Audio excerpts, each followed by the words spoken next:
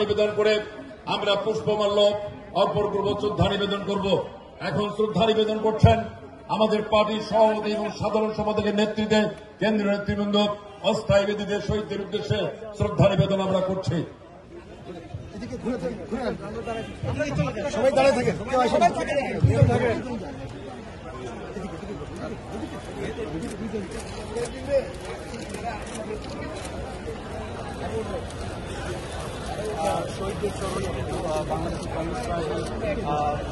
এই শুভ মুহূর্তে সর্বপ্রথমে গভীর শ্রদ্ধার সাথে স্মরণ করব আমাদের যেসব পার্টি কমরেড তাদের নিজেদের জীবনকে উৎসর্গ করেছেন এই লাল পতাকার সংগ্রামে, সমাজতন্ত্রের সংগ্রামে।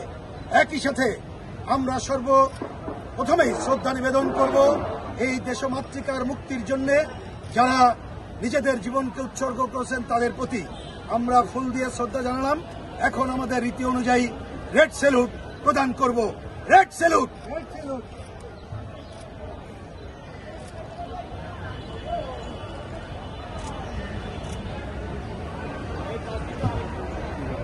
ধন্যবাদ সবাইকে।